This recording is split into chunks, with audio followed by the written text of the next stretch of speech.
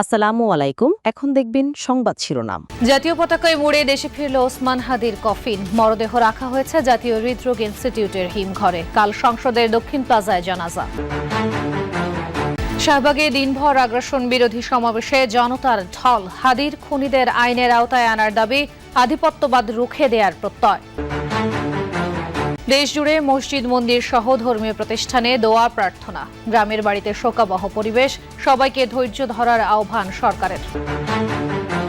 প্রথম আলো daily star ভাঙচুর, অগ্নিসংযোগের ঘটনায় সম্পাদকের সঙ্গে প্রধান উপদেষ্টার ফোন আলাপ। মুক্ত সাংবাদিকতার ওপর আঘাত, বলছে কর্তৃপক্ষ। খালেদা জিয়ার শারীরিক অবস্থার উন্নতি হয়েছে, জানালেন ডক্টর জাহিদ। তারেক রহমানকে গণসংবর্ধনার প্রস্তুতি, ট্রাভেল পাস সংগ্রহ। এতক্ষণ শুনছিলেন সংবাদ শিরোনাম, এখন দেখবেন বিস্তারিত। মানুষের হাতে বানানো বন্দুকের গুলি লেগেছিল মানুষের কথা বলা শরীফ ওসমান হাদির। গুলিবিদ্ধ হওয়ার 6 দিন পর পৃথিবী থেকে বিদায় নেন ইনকিলাব মঞ্চের মুখপাত্র। অবশেষে সন্ধ্যায় তার মরদেহ আসে দেশে। সেখানে মরদেহ গ্রহণ করেন সরকারের উপদেষ্টা সহ বিভিন্ন রাজনৈতিক দলের নেতারা। বিমানবন্দরের আনুষ্ঠানিকতা শেষে হাদিকে রাখা হয়েছে জাতীয় হৃদরোগ হাসপাতালের হিমঘরে। আগামীকাল রাষ্ট্রীয় শোক পালন করবে বাংলাদেশ। এদিনই জানাজা শেষে দাফন হবে তরুণ এই রাজনৈতিক নেতার। লাল সবুজের পতাকা মরানো কফিনে শরীফ ওসমান হাদির মরদেহ। দূরদেশ থেকে বিমানে চেপে হাদি যখন 56,000 বর্গমাইলের বাংলাদেশে, তখন তার বিদ্রোহী দেহ নিথর, নিস্তব্ধ। আরবিতে হাদি শব্দের অর্থ নেতৃত্বদানকারী। নেতৃত্ব গুণেই তিনি কথা বলেছেন মানুষের জন্য, যার মননে ছিল আপামর জনগণের ভাগ্য উন্নয়নের চিন্তা।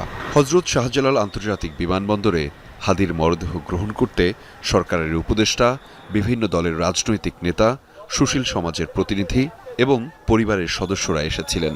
অশ্রুসিক্ত চোখে সতীর্থকে হারানোর তীব্র যন্ত্রণা হয়তো মনে করিয়ে দিচ্ছিল যুদ্ধের ময়দানে কাউকে হারানোর আবেগকে। রাজনৈতিক হত্যাকাণ্ডে নিহত কারো একক মরদেহ গ্রহণে সকল অংশীজনের এমন একাট্টা অবস্থান আগে দেখেনি বাংলাদেশ। এমন বাংলাদেশই তো চেয়েছিল এই জুলাই যোদ্ধা। শাহবাগে হাজারো তরুণের শপথ, দৃপ্ত কণ্ঠে উচ্চারণ, শরীফ ওসমান হাদির আদর্শকে ধারণ করার। আগ্রাসন বিরোধী সমাবেশ থেকে ছাত্র জনতা জানান, বিপ্লবের বীজ বুনে গেছেন হাদি। ভারতীয় আধিপত্য থেকে বাংলাদেশকে মুক্তি দিতে সেই বিপ্লব ছড়িয়েছে ঘরে ঘরে। আকাশ ফুঁড়ে উঠেছে হাজারো হাত, শপথের হাত। এই জন্য শরীফ ওসমান হাদিরই প্রতিচ্ছবি। সবাই যেন একজন ওসমান হাদি।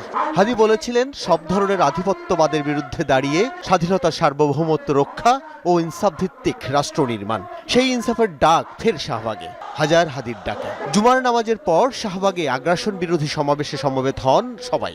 সমাবেশে যোগ দেন বিভিন্ন রাজনৈতিক দলের অঙ্গ সংগঠনের নেতারাও। তাদের অভিযোগ, ভারতীয় আগ্রাসনের বিরোধিতা করায় হত্যা করা হয় হাদিকে। দেন ভারতীয় আগ্রাসন আর আধিপত্যবাদ বন্ধের ডাক। জুলাই বিপ্লবীরা যদি নেমে আসে, তাহলে আমি বলবো হুইপড আউট হয়ে যাবেন আপনারা। শিক্ষার্থী জনতার বিপুল উপস্থিতিতে ফের দাবি ওঠে শাহবাগ চত্বরকে শহীদ ওসমান হাদি চত্বর হিসেবে ঘোষণার। এ সময় সবার কণ্ঠেই একটাই দাবি, হাদি হত্যার দৃষ্টান্তমূলক সাজা।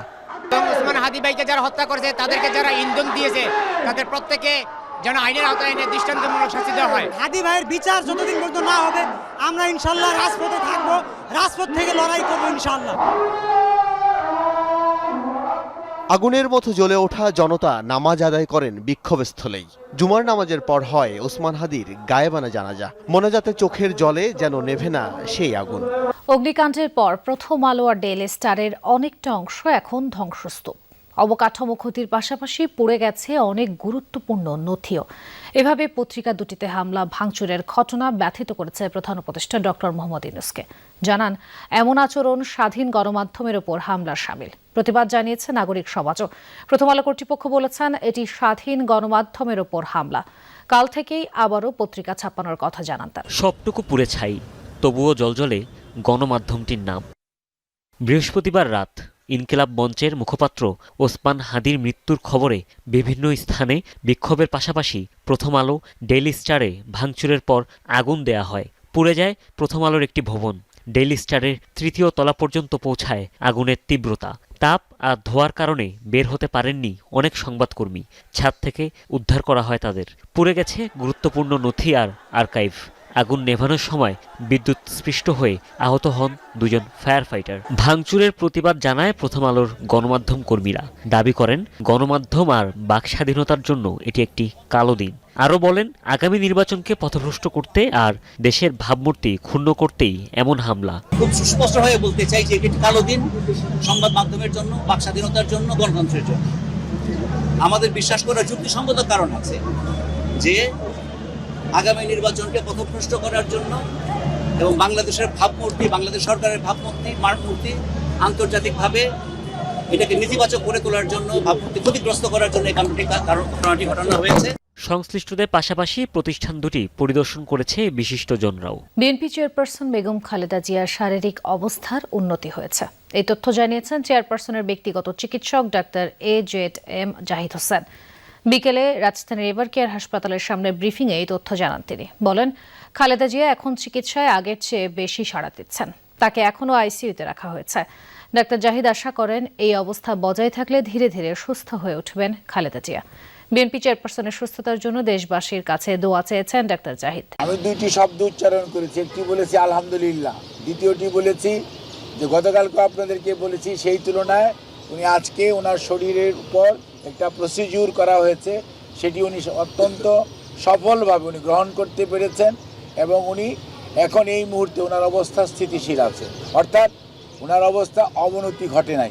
দেশে ফিরতে লন্ডনের বাংলাদেশ হাই কমিশন থেকে ট্রাভেল পাস সংগ্রহ করেছেন বিএনপির ভারপ্রাপ্ত চেয়ারম্যান তারেক রহমান। পররাষ্ট্র মন্ত্রণালয় থেকে এ তথ্য নিশ্চিত করা হয়েছে। এদিকে তারেক রহমানের স্বদেশ প্রত্যাবর্তন ঐতিহাসিক করতে বিএনপি প্রস্তুত বলে জানিয়েছেন অভ্যর্থনা কমিটির আহ্বায়ক ও দলের স্থায়ী কমিটির সদস্য সালাউদ্দিন আহমদ। বলেন, দেশে ফেরার পর বিমানবন্দর তারেক রহমানের যাত্রাপথে নিরাপত্তা নিশ্চিত করা হচ্ছে। বিকেলে গুলশান কার্যালয়ের সামনে তারেক রহমানের দেশে ফেরা নিয়ে সাংবাদিকের প্রশ্নের জবাবে এসব কথা বলেন তিনি। বলেন, 300 ফিট এলাকায় যে স্থানে তারেক রহমান দেশবাসীর কাছে কৃতজ্ঞতা প্রকাশ করবেন সেই স্থান নির্ধারণ করা হয়েছে। সালাউদ্দিন বলেন, ওসমান হাদিকে হত্যার ঘটনা গোটা দেশকে নাড়া দিয়েছে। তবে কারা এটাকে রাজনৈতিকভাবে ব্যবহার করতে চায় তাদের জনগণ চিহ্নিত করেছে বলে মন্তব্য করেন বিএনপি স্থায়ী কমিটির এই সদস্য। এরকম একটি হত্যাকাণ্ড বাংলাদেশের পুরো অনুভূতিতে নাড়া দিয়েছে। পতিত ফ্যাসিবাদী শক্তি নির্বাচন পিছানোর বা নির্বাচন বানচালের যে ষড়যন্ত্র আছে তারই অংশ হিসাবে এটা সংগঠিত হয়েছে। এরকম কিছু ঘটনা করে গণতন্ত্রের অগ্রযাত্রাকে ব্যাহত করা যাবে না এবং গণতন্ত্রের উত্তরণের কোনো প্রক্রিয়াতে কোনো প্রভাব বিস্তার করতে পারবে না। সুদানের আবেইতে জাতিসংঘ শান্তি রক্ষা মিশনে দায়িত্ব পালনকালে সন্ত্রাসী ড্রোন হামলায় নিহত বাংলাদেশের সেনাবাহিনীর 6 বীর সদস্যের মরদেহ ঢাকায় আসছে কাল শনিবার। লাল সবুজের পতাকায় মোড়ানো 6 কফিন ঢাকার শাহজালাল আন্তর্জাতিক বিমানবন্দরে পৌঁছাবে সকাল 11:15। দেশে ফেরার পর যথাযথ রাষ্ট্রীয় মর্যাদায় এই বীর সন্তানদের জানাজা ও দাফন সম্পন্ন করা হবে। বাংলাদেশ সময় সন্ধ্যা 7টায় উগান্ডার এন্টেব বিমানবন্দর থেকে ঢাকার উদ্দেশ্যে রওয়ানা হয়েছে মরদেহবাহী বিমান। এই ঘটনায় আহত আরও 9 জন শান্তিরক্ষী বর্তমানে কেনিয়ায় চিকিৎসাধীন রয়েছেন। সেনাবাহিনীর পক্ষ থেকে জানানো হয়েছে তারা শঙ্কামুক্ত।